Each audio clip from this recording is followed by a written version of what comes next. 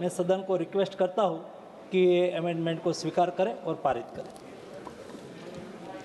माननीय सदस्य श्री के Suresh ji. Thank you, Chairperson, giving me opportunity to participate this amendment bill. Chairperson, today is not an ordinary day. Today, 12th February, as we debate this bill inside Parliament, crores of workers across in India are on strike. Factories are silent, transport systems are disrupted, banks are partially shut, public sector undertakings are witnessing mass participation in protest. This is not agitation of political. This is agitation for survival of poor workers. The Industrial Relations Code Amendment Bill 2026 is not a reform. It is a regression. It is another chapter in NDA government systematic dismantling of labor protection built over decades. Chairperson, the Industrial Relations Code, Code on Wages, Social Security Code, and Occupational Safety, Health and Working Condition Code were passed in haste 2020 during the pandemic time, when workers were walking 1,000 kilometers to reach their homes. Instead of relief, the government delivered deregulation. Instead of security, it delivered uncertainty. Chairman, sir, under earlier law, factories employing more than 100 workers needed government approval for retrenchment.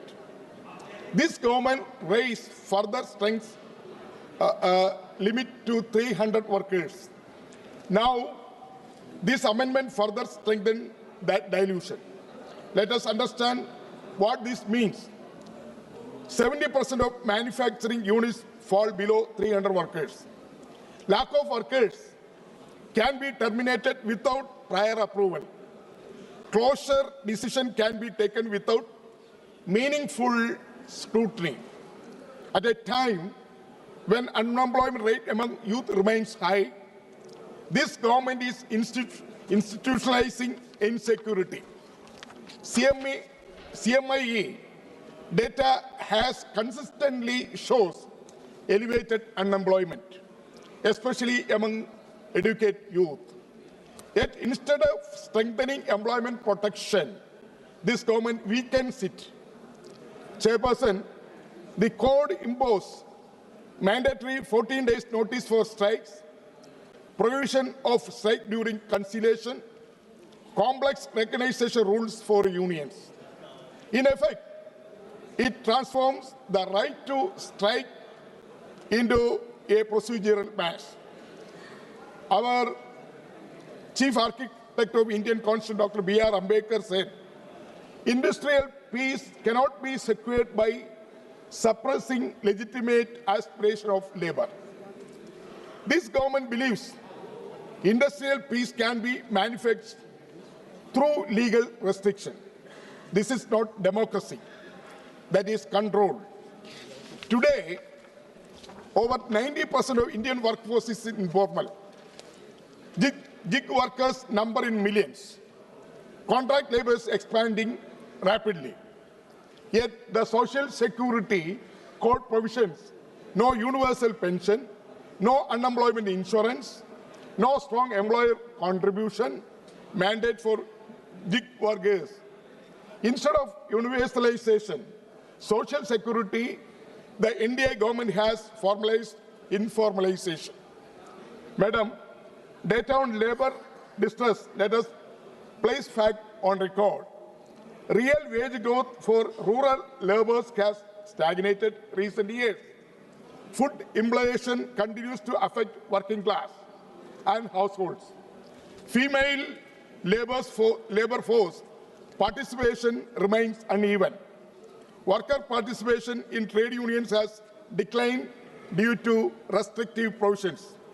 Meanwhile, corporate tax was reduced from 30% to 20%. Massive incentives were given to corporates. Public assets are being monetized. Chairperson, so when corporates demand relief, they receive it overnight. When workers demand protection, they receive codes and conditions. Sir, in my state, Kerala, our sectors facing problem after the labor codes: cashew workers, care workers, plantation workers, headload workers, traditional sectors employees. These sectors survive because labor protection exists. Kerala industry relation history show that strong unions do not destroy growth. They create social stability, sir. By imposing centralized code without fully respecting federal consultation, the government weakens states that have progressive labor tradition. Sir, February 12th strike, that means today's strike, a warning signal. Today's strikes include participation from central trade unions and public sector unions, banking employees, insurance employees, electricity workers, transport workers, and unorganized laborers. They are together today participating in the strike. When such a board alliance mobilizes, it signals policy failure. Instead of dialogue, the government has chosen dominance. Instead of tripartite consultation, it has chosen notification governance. Madam, in UPA government, the UPA government was a pro-labor government. We introduced Manrega guarantee rural employment. Tripartite consultation were respected. Social security boards for unorganized workers were strengthened. Right to information empowered workers. Food Security Act ensured household stability. Wage protection were improved. But the UPA believed the economic growth must walk with the social justice. UPA did not see labor as a hurdle. UPA saw labor as a partner. Sir, the inspection of facilitation weakening the enforcement. The shift from labor inspection facilitator model weakens enforcement. Without strong inspections, safety violation increases, contractual explosion rises, working hours expand without monitoring. India has witnessed industry action repeatedly. Instead of strengthening enforcement, the government reduces oversight. Sir, the public sector also weakening simultaneously. PSUs are being privatized, strategic sectors are opened, permanent jobs are replaced with the contracts. This is not reform. This is shrinking the secure employment base. Sir, if the code was flawless, why amendment? Why retrospective clarification? Are we correcting draft error or correcting public backlash? Labor law cannot be experimental policy. It determines livelihood security of core and core workers. So, ideological divide with the UPA and NDA.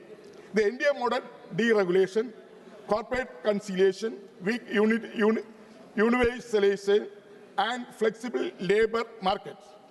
Sir, the Congress government and UPA government and Congress party inclusive growth and develop inclusive growth, social protection, tripartite dialogue, welfare state commitment. These are the difference between UPA and NDA, Congress party and BJP. Sir, our demand is withdraw the Industrial Relation Code Amendment Bill, restore hunter worker threshold for retrenchment approval, strengthen collective bargaining recognition, guarantee universal social security including unemployment insurance, protect right to the strike as a democratic instrument, ensure mandatory tripartite consultation before any labor reform. Chairperson, sir, on this February 12, means today, when workers are striking across India, let Parliament not stand isolated from the people.